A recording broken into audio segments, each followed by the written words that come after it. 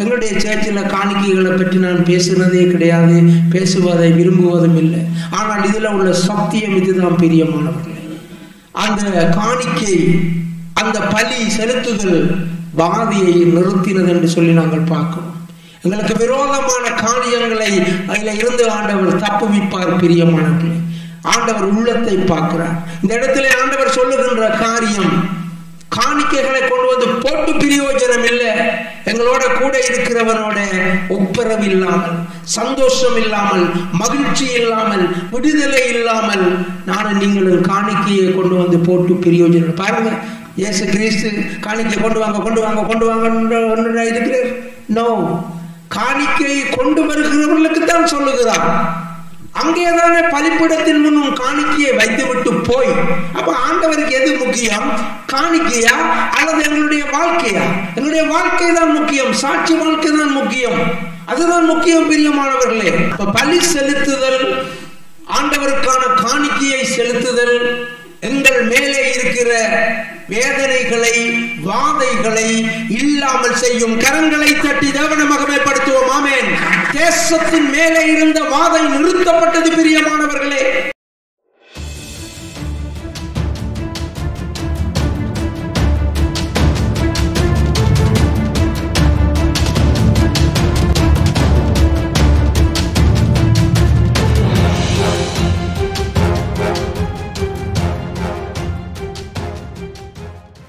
தாவீது ராஜா ஒரு பெரிய ஒரு சாம்ராஜ்யத்துக்கு தலைவராக இருக்கிறார், ராஜாவா இருக்கிறார். யூதா, இஸ்ரேல், சமஸ்த இஸ்ரவேலுக்கும் அவர் ராஜாவா இருக்கிறார். அப்ப நாங்கள் இதற்கு முதல் அதிகாரத்தில் நாங்கள் பார்க்கலாம், அம்மோன் புத்திரர்கள், மற்றது பெரிய ராட்சத குடும்பத்தை சேர்ந்தவர்கள், மற்றது இன்னும் ஒரு இனத்தவர்களோட, அவர்கள் பெலிஸ்தர்களோட அவர்கள் போரிட்டு வெற்றி பெற்று இப்ப வெற்றி கொண்டாட்டத்தில் இருக்கிறார்கள்.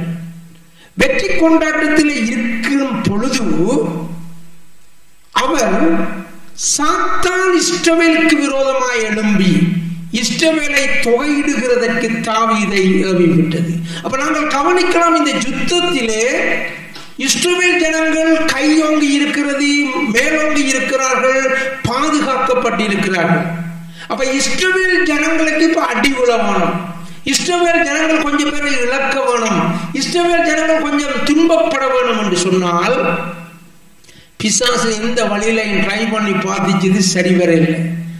இந்த ராஜாவுக்குள்ள ஒரு பெருமையை, ஒரு மமதியை உண்டாக்குகிறத நாங்கள் பார்க்கிறோம். சாத்தான் இஸ்ரவேலுக்கு விரோதமாய் எழும்பி ஒன்றும் செய்யலாது. இஸ்ரவேலை தொகையிடுகிறதற்கு தாவீதை ஏவிவிட்டது. அப்ப ஒன்றும் செய்யலாது. தாவீது ராஜாவையே அவன் எழுப்பி விடுகிறத, ஏவி விடுகிறத பார்க்கிறோம். அப்படியே தாவீது யோவாபையும், யோவாப் என்றால் அவருடைய சேனை தளபதி, தாவீதினுடைய சேனை தளபதி, பயபக்தி உள்ள ஒரு மனுஷன். நீங்கள் போய் பெயர்செபா தொடங்கி தான் மட்டும் இருக்கிற, அப்ப எங்களுக்கு தெரிய வேணும் யாழ்ப்பாணம் எங்க கிடக்குது, கல்முனை எங்க கிடக்குன்னு தெரியணும். இல்லாட்டி எங்களுக்கு விளங்காஸ். யாழ்ப்பாணத்திலிருந்து கல்முனைக்கு பஸ் ஓடினா விளங்குமா? விளங்காஸ். அதனால நாங்கள் பார்க்கணும் தான் அங்க கிடக்கு, பெயர்செபா அங்க கிடக்கு. இப்ப வடிவா பாருங்க, மேலையும் கீழையும், வடக்கிலையும் தெற்கு எல்லை வேற. அப்ப சமஸ்த இஸ்ரவேல் 12 கோத்திரங்கள் அந்த கலர்படங்கள் பிரிச்சு போடப்பட்டிருக்கிறது. ஆகவே இந்த தான் என்ற கோத்திரம் அது இங்க எருசலேமுக்கு நேராக இஞ்சால பக்கம் இருக்கிறது. அது அல்ல, தான் என்ற இடத்துக்கு பெயர். அப்ப தான் முதல் பெயர்செபா வரை, இது ரெண்டும் இடத்தினுடைய பெயர்கள். அந்த எல்லைகள் வேற என்றால் சமஸ்த இஸ்ரவேல் முழுக்க அவர் தொகையிடுகிறதற்கு. அப்ப தாவீது எங்க இருக்கிறார்? அந்த நேரம் எருசலேமில் இருக்கிறார். அப்ப எருசலேமில் இருந்து அவர் உத்தரவிடுகிறத நாங்கள் பார்க்கிறோம். இப்ப நாங்கள் கவனிக்கலாம், அவர் முதல் வெற்றிகளை பெற்று சந்தோஷத்தில் இருக்கிறார். இப்ப அவர் கணக்கிடுகிறார் வெற்றி யாரால வந்தது என்பதை அவர் சிந்திக்க மறந்து போனார். வெற்றி தேவனால வந்தது. கொஞ்சம் பேரும் கன பேரும் ஜெயமோ கர்த்தரால் வரும். கரங்களை தட்டி தேவனை மகிமைப்படுத்துவோம். ஆமென். கர்த்தரால் வரும். எங்களுக்கு கொஞ்சம் பலன் இருக்கா நிறைய பலன் இருக்கா ஒன்றும் முக்கியம் இல்லை. ஆண்டவரை சார்ந்திருந்தால் கர்த்தர் எனக்காகவும் உங்களுக்காகவும் உண்மையாகவே யுத்தம் பண்ணி அவர் வெற்றியை பெற்று தருவார். ஆமென். கரங்களை தட்டலாம் நீங்கள். ஆமென் ஆமென். ஆண்டவர் உங்களுடைய வாழ்க்கையிலே அதை செய்ய அவர் உண்மை உள்ளவராக இருக்கிறார். 1 நாளாகமம் 21:3 கவனிப்போம். அப்பொழுது யோவாப், கர்த்தருடைய ஜனங்கள் இப்போது இதை பார்க்கிலும் 100 இருக்கிறதை பார்க்கிலும் 100 அவர் வர்த்திக்க பண்ணுவாராக. ஆனாலும் ராஜாவாகிய என் ஆண்டவனே, அவர்கள் எல்லாரும் என் ஆண்டவனின் சேவகர் அல்லவா? என் ஆண்டவன் இதை விசாரிப்பானேன். இஸ்ரவேலின் மேல் குற்றம் உண்டாக இது நடக்க வேண்டியது என்ன என்றார். வளர்ச்சி அடைஞ்ச நாடுகள்ல 18 வயதுக்கு மேலே எல்லாரும் இராணுவ சேவையோ பொது சேவையோ எல்லாரும் செய்ய வேண்டும். நேஷனாலிட்டி உள்ளாக்கள், அந்த நாட்டு நேஷனாலிட்டி உள்ளாக்கள். அப்ப அதைத்தான் இவர் சொல்லுகிறார். ஆண்டவனே, அவர்கள் எல்லாரும் என் ஆண்டவரின் சேவகர் அல்லவா? அங்க இருக்கிற எல்லா பிள்ளைகளும் யுத்தம் தொடங்கி விட்டது வாங்கண்டா எல்லாம் வருவாங்க, எல்லாம் யுத்தத்துக்கு போவாங்க. பிறகு என்னத்துக்கு என்ன வேணும்? ஏனென்றால் நாங்களா யுத்தத்தில் வெற்றி பெறுவதற்கு காரணமானவர்கள். யோவாப் அதை அறிந்திருக்கிறார். பாருங்க, ஒரு இராணுவ தளபதி, சேன தளபதி கூட கர்த்தர் மேல நம்பிக்கையா இருக்கிறார் என்று சொல்லி நாங்கள் பார்க்கிறோம். தேவ ஜனமே, எங்களுடைய வாழ்க்கையில நாங்கள் எந்த சூழ்நிலைகள்ல நாங்கள் இருந்தாலும் எங்களுடைய விசுவாசம் எல்லாம், எங்களுடைய நம்பிக்கை எல்லாம் தேவன் மேலே இருக்கணும் என்று சொல்லி நாங்கள் பார்க்கிறோம். இந்த இடத்துல பார்க்கிறோம், அவர் என்ன அறிக்கை பண்ணுகிறார்? 100 கரங்களை தட்டி 100 அவர் வர்த்திக்க பண்ணுவார். ஆமென். உங்களுக்கு தேவன் ஒரு உதவி செய்ய வேணுமா இருந்தால் 10%, 20%, 30% கிடையாது. கர்த்தர் நினைத்தால் 100% நீங்களே சொல்லுவீங்கள், இது கர்த்தர் மாத்திரம்தான் செய்தார் என்று சொல்லி. அதுதான் அற்புதம், அதுதான் அதிசயம். பிரியமானவர்களே, ஆண்டவர் 100 வர்த்திக்க பண்ணுவாராக. ஆண்டவர் எங்கள்கிட்ட இருக்கிற வாலிப பிள்ளைகளை அப்படி ஆண்டவர் வர்த்திக்க செய்யக்கூடியவர். ஏன் நாங்கள் எண்ண போக வேண்டும் என்று சொல்லி அவர் அங்கே ஆலோசனை சொல்லுகிறார். ஆனால் அது நடக்கவில்லை. அப்ப அவர்கள் எண்ணினார்கள். 1 நாளாகமம் 21:7-8 கவனிப்போம். இந்த காரியம் தேவனுடைய பார்வைக்கு ஆகாதபடியினால் அவர் இஸ்ரவேலை பாதித்தார். தாவீது தேவனை நோக்கி, நான் இந்த காரியத்தை செய்ததினால் மிகவும் பாவம் செய்தேன். இப்போதும் உம்முடைய அடியனின் அக்கிரமத்தை நீக்கிவிடும், வெகு புத்தியினமாய் செய்தேன் என்றார். இப்ப அவருக்கு விளங்குது, ஓஹோ நான் தப்பு பண்ணிட்டேன். கணக்கெல்லாம் பார்த்து வந்து சொல்லிட்டாங்க. 2 கோத்திரத்தையும் அவர் கணக்கு முடியல, அங்க ஒளிச்சு வச்சுட்டார், கணக்கு சொல்லல. அப்ப ஏனென்றால் அவருக்கு யோவாப்புக்கு தெளிவான விசுவாசம் இருக்கிறது. கர்த்தர் அவரால் சண்டையில நிற்கிறவர். அப்ப அவருக்கு தெரியும் இந்த யுத்தம் ஆண்டவர் செய்தார் என்று சொல்லி.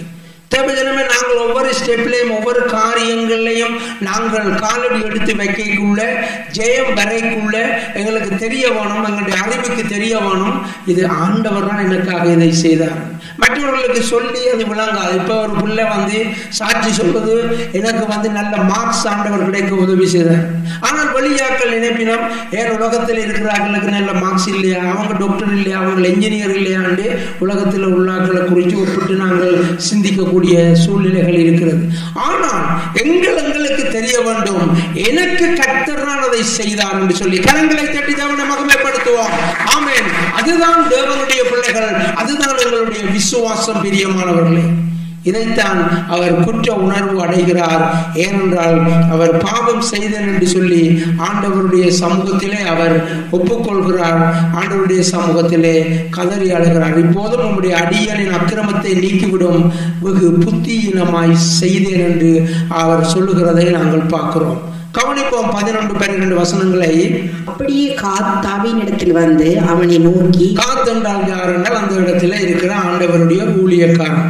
அப்ப ஆண்டவர் அவரை காத்துட்டு பேசி அனுப்புகிறார். கவனிப்போம். 3 வருஷத்துக்கு பஞ்சமோ அல்லது உன் பகைஞரின் பட்டயம் உன்னை பின்தொடர நீ உன் சத்துருக்களுக்கு முன்பாக முறிந்தோடி போக செய்யும் 3 மாத சங்காரமோ அல்லது 3 நாள் கர்த்தருடைய தூதன் இஸ்ரவேலுடைய எல்லை எங்கும் சங்காரம் உண்டாகும்படி தேசத்தில் நிற்கும் கர்த்தருடைய பட்டயமாகிய கொள்ளை நோயோ, இவைகளில் ஒன்றை தெரிந்து கொள் என்று கர்த்தர் உரைக்கிறார். இப்போதும் என்னை அனுப்பினவருக்கு நான் என்ன மறு உத்தரவு கொண்டு போக வேண்டும் என்பதை யோசித்து பாருங்கள். நாங்கள் பார்க்கிறோம், பஞ்சமா அல்லது யுத்தமா அல்லாவிட்டால் கொள்ளை நோயாண்டு கேட்கிறார். மறக்கக்கூடாது, மஞ்சள்ல வடிவா எழுதி இருக்கிறேன். பஞ்சமோ பட்டயமோ கொள்ளை நோயோ எதை அனுமதிக்கிறது?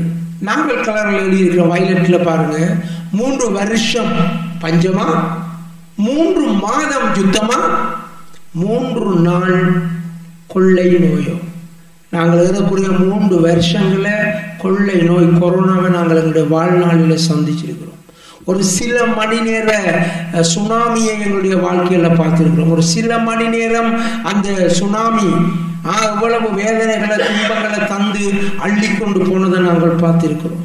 அதே மாதிரி இந்த கொள்ளை நோய்கள் எங்களை நெருக்கி எங்களுடைய குடும்பங்கள், எங்களுக்கு தெரிந்தவர்களை கொள்ளை கொண்டு போனது, அள்ளி கொண்டு போனது நாங்கள் எங்களுடைய வாழ்நாளில பார்த்திருக்கிறோம். இந்த இடத்துல நாங்கள் பார்க்கிற காரியம், ஆண்டவரிடத்துல நாங்கள் சில காரியங்களை செய்துவிட்டு அதுக்கும் தெரிந்து கொண்டு நல்ல ஸ்தானத்திலே வளர்ச்சி அடைந்த பிறகு எங்களுடைய இருமாப்பின் நிமித்தம், எங்களுடைய மமதையின் நிமித்தம், எங்களுடைய கீழ்ப்படியாமையின் நிமித்தம், எங்களுடைய பெருமையின் நிமித்தம் நானும் நீங்களும் ஒரு காரியத்தை செய்தோமாய் இருந்தால், இங்க நாங்கள் பார்க்கிறோம், ஆண்டவர் சிரித்து விட்டு கடந்து போகவில்லை. பிரியமானவர்களே, சில காரியங்களை நம்முடைய தேவன் அறியாதவர் போல் இருந்தார் என்று வேதத்திலே வாசிக்கிறோம். ஆனால் நானும் நீங்களும் ஆண்டவரை அறிந்த பிள்ளைகள், எங்களுக்குரிய சூழ்நிலைகள் இப்படியாக வரும் பொழுது மிகவும் தாழ்மை உள்ளவர்களாக இருக்கும். வெற்றி மேல வெற்றி பெற்ற தாவீது ராஜா இந்த இடத்திலே அவர் பிசாசினாலே ஏவப்பட்டு ஒரு தவறான ஒரு சிந்தனைக்குள்ளே சிக்கொண்டு இருக்கிறதை நாங்கள் பார்க்கிறோம். இப்படிப்பட்ட சூழ்நிலைகள் யாருக்கு வருகிறது பாருங்களேன், அந்த தேசத்துக்கே வருகிறதை நாங்கள் பார்க்கிறோம். தேவஜனமே, ஊழியக்காரர்களுக்காக நாங்கள் ஜெபம் பண்ணி கொண்டே இருக்கோம். சபையிலே ஊழியம் செய்கிற எல்லா பிள்ளைகளுக்காகவும் நாங்கள் ஜெபித்துக் கொண்டே இருக்கோம். ஏனென்றால் கர்த்தருக்கு பிரியமில்லாத காரியங்களை செய்து கொண்டு அதை செய்யக்கூடாது. பாருங்க, தேசத்துக்கு தேவையாயுது ஒரு ராஜா எடுத்த முடிவு. அதுவும் ஆலோசகராக இருந்த சேனை தளபதி ஆலோசனை சொல்லியும் அவருடைய அறிவிலே அது எட்டப்படவில்லை என்று சொல்லி நாங்கள் பார்க்கிறோம். கர்த்தருக்கு பிரியமில்லாத காரியங்களை இவர்கள் செய்கிறதால தேசம் எல்லாருக்கும் அல்லவா அந்த பழி, பாதகம், வேதனை, துன்பம், கண்ணீர், கவலை. அதே மாதிரிதான் ஊழியங்களை நானும் நீங்களும் ஊழியங்களை மிகவும் தாழ்மை உள்ளவர்களாக தேவனுடைய கிருபையோடு செய்தால்தான் சபைக்கு ஆசீர்வாதம். நானும் நீங்களும் ஆண்டவருக்கு பிரியமில்லாமல் வாழ்ந்து கொண்டு நாங்கள் ஊழியங்களை செய்வோமாய் இருந்தால் சபைக்கு ஆசீர்வாதம் இல்லை, எங்களுக்கும் ஆசீர்வாதம் கிடையாது. அதற்குரிய தகுதி, அதற்குரிய காத்திருப்பு, அதற்குரிய பொறுமையோட ஊழியர்களை செய்யணும். நானும் நீங்களும் அதற்காகத்தான் ஊழியர்களுக்காக ஜெபிக்கணும். ஏனென்றால் ஊழியர்கள் ஆசீர்வாதமாயிருந்தால் சபை ஆசீர்வாதமாயிருக்கும். சபை ஆசீர்வாதமாயிருந்தால் எல்லோரும் மகிழ்ச்சியாக வாழ முடியும். ஆகவே இந்த இடத்துல நாங்கள் பார்க்கின்ற காரியம், ஒரு ராஜா எடுத்த தீர்மானம் தான் முதல் பேர்சபா மட்டும் அந்த எல்லை, அந்த தேசம் எங்கும் வேதனை, துன்பம், கண்ணீர் வருகிறதை பார்க்கிறோம். 1 நாளாகமம் 21:13-14. அப்பொழுது தாவீது காத்தை நோக்கி, கொடிய இடுக்கடில் அகப்பட்டிருக்கிறேன், இப்போது நான் கர்த்தருடைய கையில் விழுவேனாக. அவருடைய இரக்கங்கள் மகா பெரியது, மனுஷர் கையிலே விழாதிருப்பேனாக என்றார். ஆகையால் கர்த்தர் இஸ்ரவேலிலே கொள்ளை நோயை வரப்பண்ணினார். அதனால் இஸ்ரவேலில் 74,000 பேர் மடிந்தார்கள். நாங்கள் இந்த இடத்துல கவனிக்கிற காரியம், சேனாதிபதி யோவாப் ராஜாவுக்கு சொன்னார், ராஜா கேட்கல. ஆனால் எல்லாம் எண்ணி முடிந்த பிறகு அவரது மனது வாதிக்கப்பட்டு கொண்டிருக்கிறது. ஏதோ குற்றம் செய்து விட்டேன் என்ற உணர்வு உண்டாகி கொண்டிருக்கிறது. இப்பொழுது தேவனுடைய ஊழியக்காரன் காத்து வந்து அந்த காரியத்தை எடுத்து சொல்லுகிறதை நாங்கள் பார்க்கிறோம். தேவஜனமே, ஏன் சபை கூட வேண்டும்? சபை கூடுதலை ஏன் விட்டுவிடாது இருக்க வேண்டும்? இப்படிப்பட்ட தேவனுடைய வார்த்தைகள் என்னையும் உங்களையும் வலதுபுறமும் இடதுபுறமும் சாயாமல் காத்துக்கொள்ளும். கரங்களை தட்டி தேவனை மகிமைப்படுத்துவோம். ஆமென். தேவனுடைய வார்த்தை மனுஷரை விசுவாசத்தை உடைக்கிறதற்கு அல்ல, தேவனுடைய வார்த்தை வேதனைப்படுத்துவதற்கு அல்ல, யாரையும் அவமானப்படுத்தி சிறுமைப்படுத்துவதற்கு அல்ல. தேவனுடைய வார்த்தை வலதுபுறமும் இடதுபுறமும் சாயாமல் ஆண்டவருடைய வார்த்தையை தியானிக்கிறவர்களாக அதை காத்துக் கொள்ளத்தக்கவர்களாக இருக்க செய்யும் பிரியமானவர்களே. அதனால தான் சர்ச்சுக்கு வரணும் ஒழுங்காக. ஆண்டவருடைய வார்த்தை பேசப்படும் பொழுது நானும் நீங்களும் என்னுடைய விசுவாசத்தை இன்னும் அதிகமாக கட்டிக்கொள்ள முடியும். இந்த இடத்துல பார்க்கிறோம், இந்த ஊழியக்காரன் வந்து சொல்லுகிறதை நாங்கள் பார்க்கிறோம். அதற்கு அவர் பதில் சொல்லுகிறார். பாருங்க, கொடிய இடுக்கணில் அகப்பட்டிருக்கிறேன், இப்போது நான் கர்த்தருடைய கையில் விழுவேனாக. அவருக்கு கௌரவ பிரச்சனை, அவருடைய இரக்கங்கள் மகா பெரியது, மனுஷர் கையிலே விழாதிருப்பேனாக. அதிலே ஒரு கௌரவம். என்ன கௌரவம்? சண்டை வந்தது என்றால் ஆண்டவர் முறியடிப்பர், இவங்கள் தோற்று போடுவாங்கள், அவங்க ஜெயம் பெற்றுடுவாங்கள். அதுதான் அந்த காரியம்.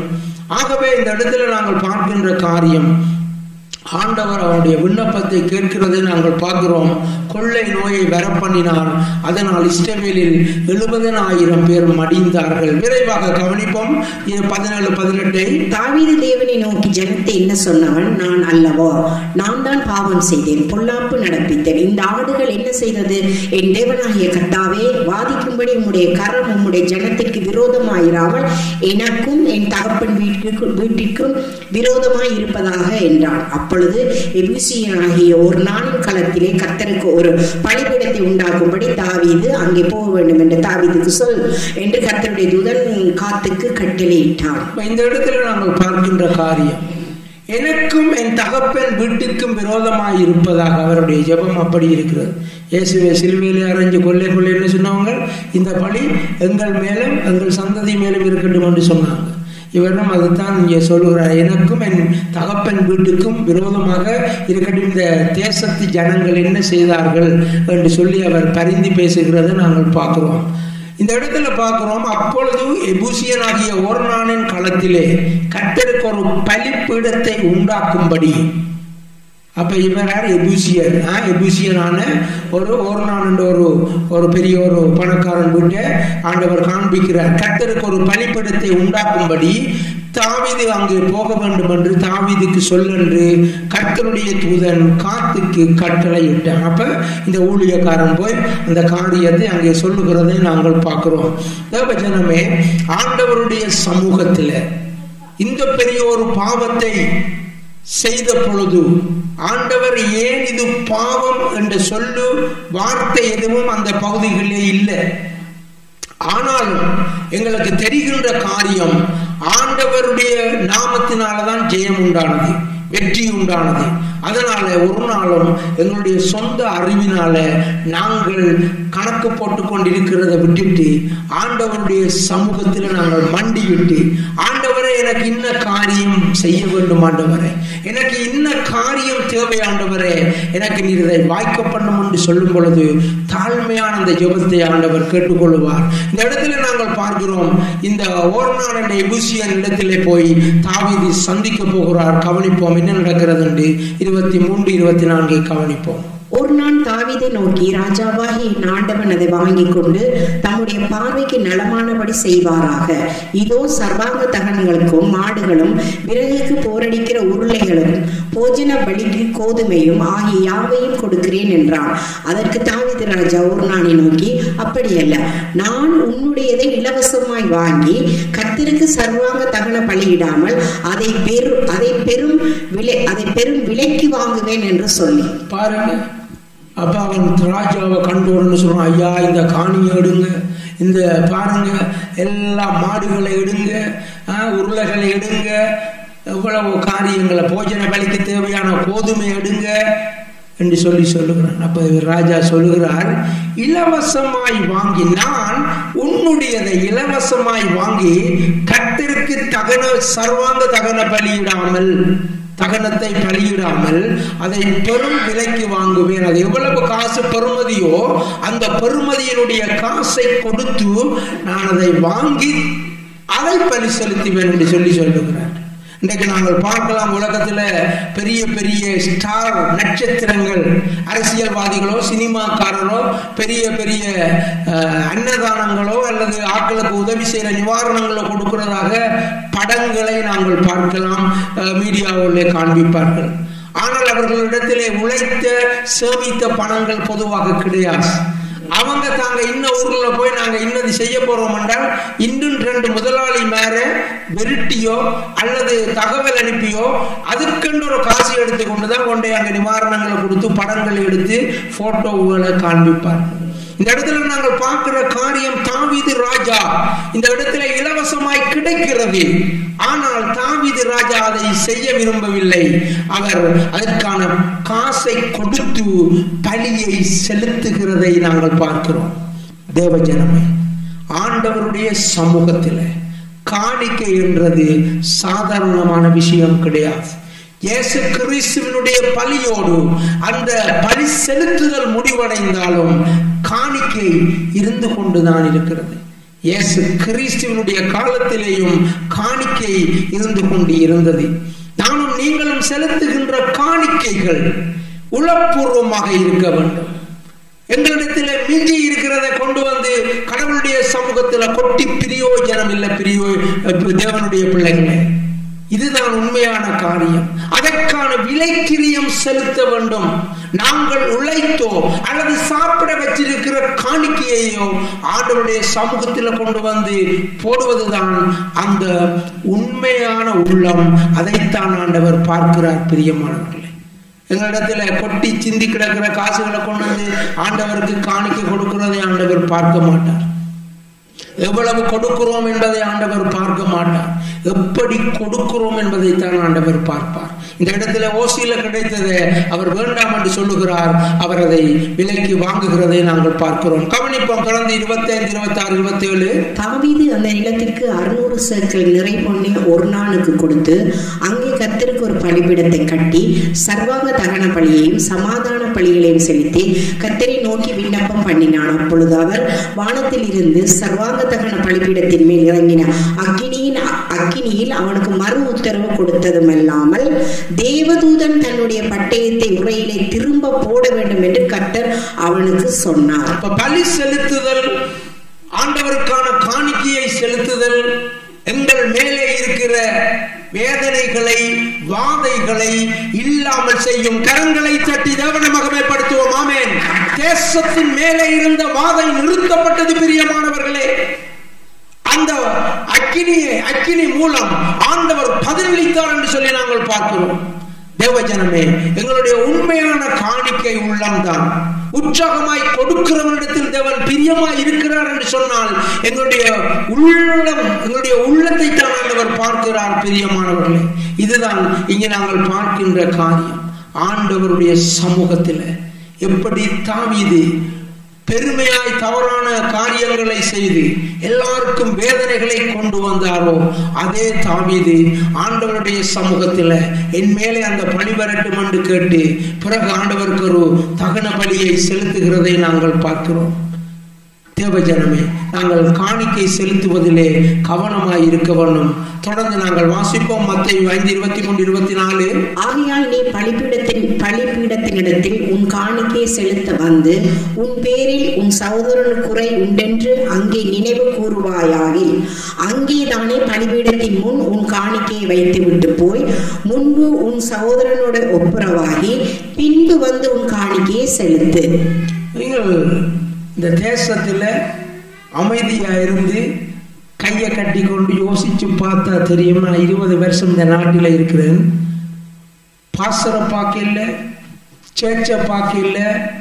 ஆனால் ஆண்டவருக்கு உண்மையாய் காணிக்க கொடுத்த எல்லாரும் இந்த தேசத்துல சொந்த வீடு வச்சிருக்கிறாங்க. கரங்களை தட்டி தேவனை மகிமைப்படுத்துவோம்.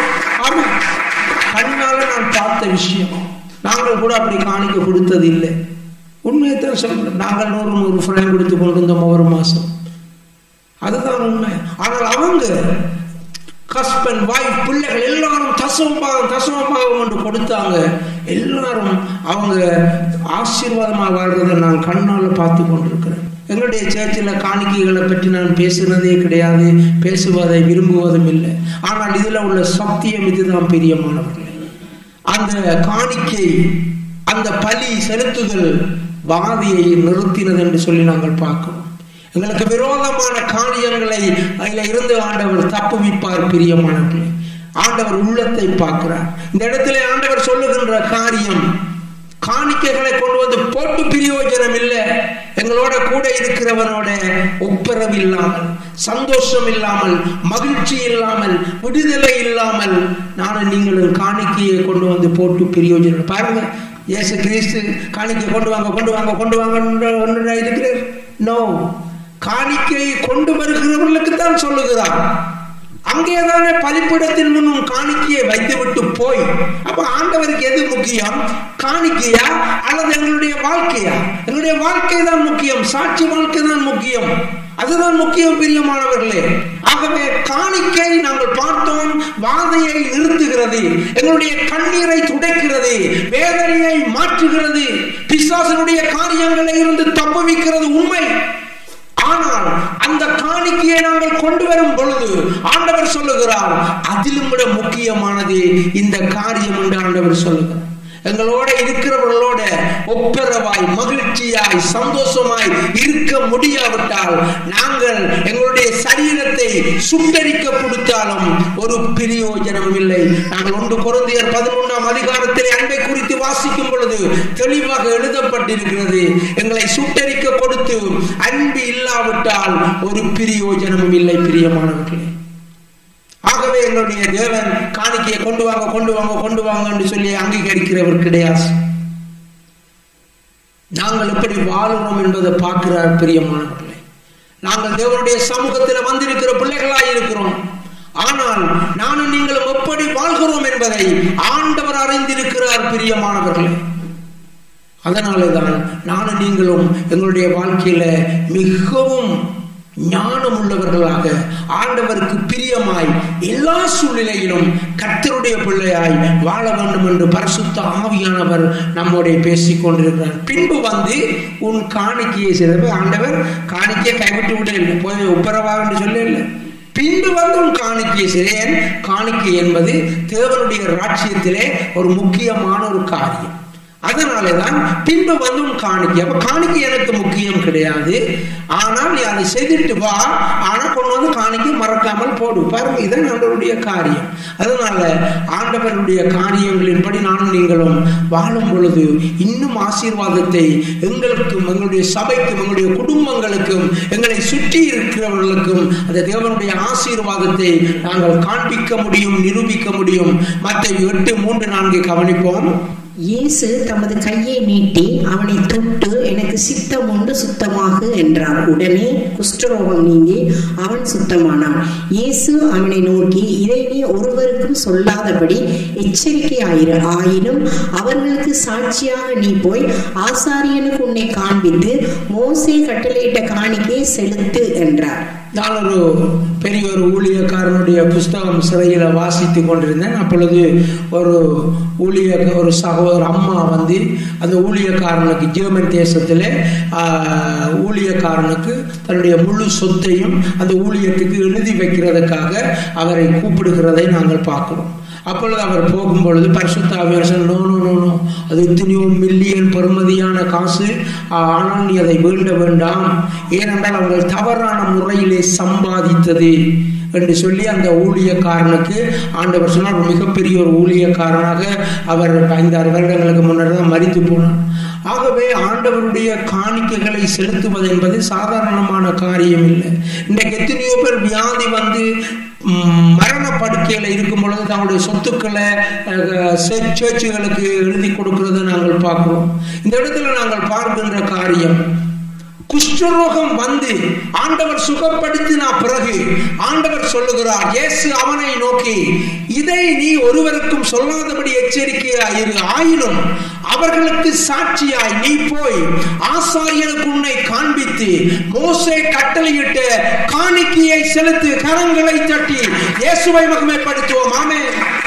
சுகம் கிடைச்ச உடனே இயேசு கிறிஸ்துவனுக்கு சொல்லுகிறார், நீ ஊருக்கு வெளியில் அல்லவா இருக்கிறாய், நீ இப்பொழுது ஊருக்கு போய் ஆசாரியனுக்கு காண்பி, அங்கே போய் அந்த சொல்லப்பட்ட கட்டளையின்படி காணிக்கையை செலுத்து என்று சொல்லுகிறதை நாங்கள் பார்க்கிறோம். இன்றைக்கு எத்தனையோ பேருக்கு வியாதி வந்து பெரிய மரண படுக்கையிலே வியாதி வந்து தப்பின பிறகுதான் ஏதாவது கடவுளுக்கு ஏதாவது செய்வோம் என்று சொல்லி சிந்திக்கிறார்கள் அல்லது ஓடி வருகிறார்கள். ஆனால் நானும் நீங்களும் ஒவ்வொரு நாளும் ஆண்டவருக்கு ஜீவனோடையும் ஆரோக்கியத்தோடையும் சுகத்தோடையும் இருக்கும் பொழுது, ஆண்டவருக்கு இந்த காணிக்கைகளை செலுத்தும் பொழுது ஆண்டவருடைய உள்ளம் அவ்வளவு பூரிப்பாக இருக்கும். கரங்களை தட்டி தேவனை மகிமைப்படுத்துவோம். ஆமென். ஒரு காரியம் நடந்த பிறகு நாங்கள் செய்ய போகிறோமா, அல்லது அன்றாடம் ஆண்டவருக்கான காரியங்களை உற்சாகமாய் நாங்கள் தேவனுக்கு பலி செலுத்துவதிலே நாங்கள் கவனம் செலுத்த போகின்றோமா? நாங்கள் உற்சாகமாய் இருக்கும் பொழுது வாய்களை திறந்து துதித்து பழகுங்க. மரித்தவர்கள் துதியார்கள். நாங்கள் ஜீவனோட இருக்கிறோம். ஆண்டவர் உற்சாகமாய் நல்ல வாய்ஸை தந்திருக்கிறார், நல்ல சக்தியை தந்திருக்கிறார். இன்னைக்கு ஆல்ட்ராசாண்ட்ல வயது மடங்கள்ல வேலை செய்யறாங்களுக்கு தெரியும், எவ்வளவு பெரிய பணக்காரராக இருந்தாலும் ஒரு குறிப்பிட்ட காலத்துக்கு பிறகு ஆல்ட்ராசாமுக்கு வரணும், எல்டர்ஸ் ஹோமுக்கு. அதுக்கு பிறகு அவர்கள் அந்த அறையை விட்டே வரையலாஸ், நடக்கலாஸ், சாப்பாடு எல்லாம் அங்க வரும். அதுக்கு பிறகு அவர்கள் பெட்டை விட்டு ரங்கலாஸ். தேவஜனமே, எனக்கும் உங்களுக்கும் சக்தி இருக்கின்ற வரை, பலன் இருக்கின்ற வரை ஆண்டவருக்கென்று வாழும்படி உங்களை உற்சாகமாய் கொடுக்க வேண்டும். பிரியமானவர்களே, கரங்களை தட்டி தேவனை மகிமைப்படுத்துவோம். ஆமென். கொடுக்கிறதுனா வெறும் பணம் என்று நினைக்க கூடாது. உற்சாகமா கொடுங்க. உங்களை வாய் திறந்து படியுங்க, வாய் திறந்து துதியுங்க, நன்றி சொல்லுங்க. ஒன்றும் துதிக்க தெரியாவிட்டால் நன்றி ஆண்டவரே என்று சொல்லுங்க. இதுதான் காரியம். பிரியமானவர்களே, இந்த இடத்திலே ஆண்டவர் காணிக்கைகளை செலுத்தும்படி சொல்லுகிறதை பார்க்கிறோம். பிள்ளைகளை கூப்பிடுவோம், வாசிப்போம். லூக்கா 21 தொடக்கம் 24. ஒரு ஏழை விதவை அதிலே 2 காசை போடுகிறதை கண்டு, இந்த ஏழை விதவை மற்ற எல்லாரை பார்க்கிலும் அதிகமாக போட்டாள் என்று மெய்யாகவே உங்களுக்கு சொல்லுகிறேன். அவர்கள் எல்லாரும் தங்கள் பரிபூரணத்தில் இருந்து எடுத்து தேவனுக்கென்று காணிக்கை போட்டார்கள். இவளோ தன் வறுமையில் இருந்து தன் ஜீவனத்துக்கு உண்டாயிருந்ததெல்லாம் போட்டு விட்டாள் என்றார். இயேசு பார்க்கிற காரியம், அந்த அம்மா, அந்த வயோதிப தாயார் அந்த இடத்திலே வந்து அவங்க வந்து காணிக்கைய முடிச்சு அவிட்டு அவங்க போட்டு இருக்கலாம். அவங்க தன்னிடத்துல இருக்கிறத போட்டாங்க. அதைத்தான் ஆண்டவர் பார்க்கிறார். தேவஜனமே, எங்களுடைய வாழ்நாளிலே நாங்கள் ஆண்டவருக்கு எப்படியாக எங்களை கொடுக்கிறோம்? ரோமர் 12 சொல்லப்பட்டபடி எப்படி நாங்கள் ஜீவ பலியாக எங்களை ஒப்பு கொடுத்திருக்கிறோம்? நாங்கள் எங்களிடத்தில் எல்லாம் மிஞ்சி இருக்கிறத கொண்டு வந்து கடவுளுக்கு கொடுக்கிறோமா? அல்லாவிட்டால் முதல் தரமானதை கடவுளுக்கு கொடுக்கிறோமா? எங்களுடைய நேரத்தை துதிக்கும் பொழுது எல்லாரும் ஆண்டவருக்கு உண்மையாய் துதிக்க வேண்டும். துதிக்கிற பாடல்களை எடுத்து படிக்கும் பொழுது எல்லாரும் வர்ஷிப் பண்ணணும். அதுதான் உண்மையான காரியம்.